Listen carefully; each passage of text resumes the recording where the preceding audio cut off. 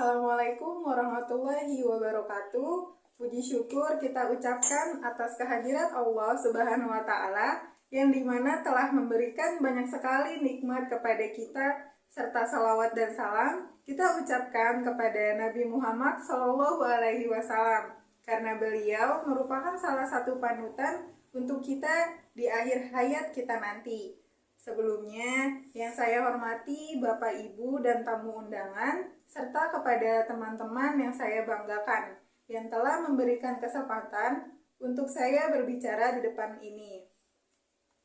Pada kesempatan yang berbahagia ini, perkenalkan, nama saya Aska Aryahia. Saya akan menyampaikan sebuah pidato singkat tentang anti kekerasan dalam rumah tangga atau biasa disebut dengan KDRT. Di negeri yang bijak ini masih banyak sekali terjadinya kekerasan yang dilakukan, sehingga kekerasan selalu terjadi di bangsa kita ini. Karena bangsa kita ini masih kurang kesadaran betapa bahayanya tindak kekerasan. Kekerasan dalam manusia yang terpelajar tidak seharusnya melakukan perbuatan negatif tersebut.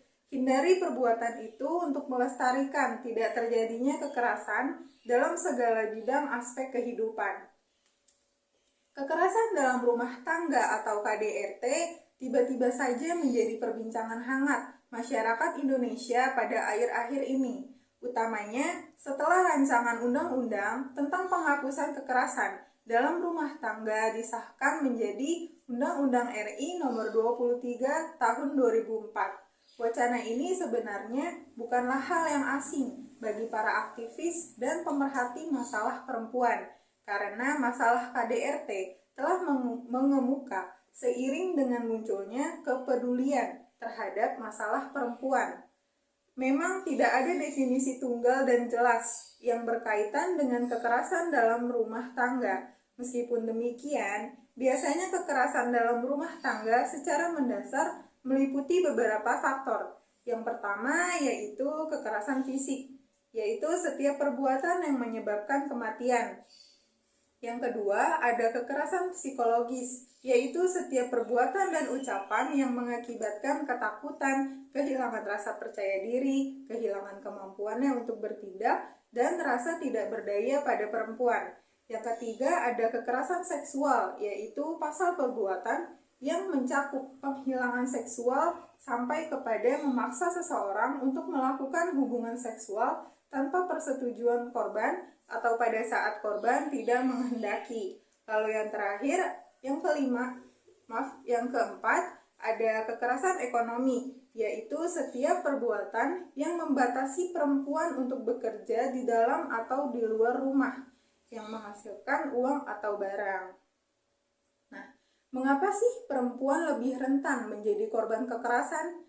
Perempuan hampir selalu menjadi korban kekerasan karena budaya dan nilai-nilai masyarakat kita dibentuk oleh patriarkal, di mana laki-laki secara kultural telah dipersilahkan menjadi penentu kehidupan.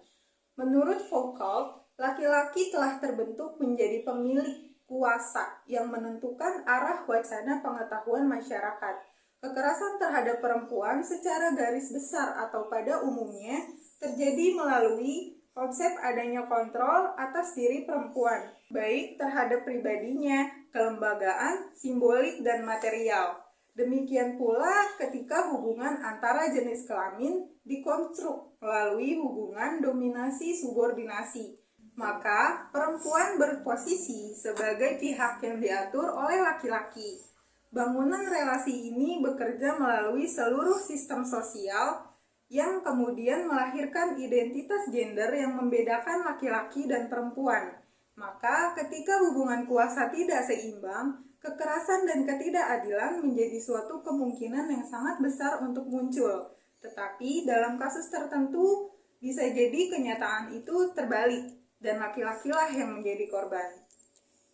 Kekerasan hanya akan menimbulkan dampak dengan melahirkan generasi yang tidak bagus, serta dapat juga menimbulkan dendam serta kebencian yang mendalam. Maka janganlah melakukan kekerasan. Marilah kita menjadi pemuda dan mahasiswa yang positif dengan anti kekerasan. Demikian pidato singkat yang dapat saya sampaikan. Kurang lebihnya mohon dimaafkan. Billahi fisabilil haq, fastabiqul khairat. Wassalamualaikum warahmatullahi wabarakatuh.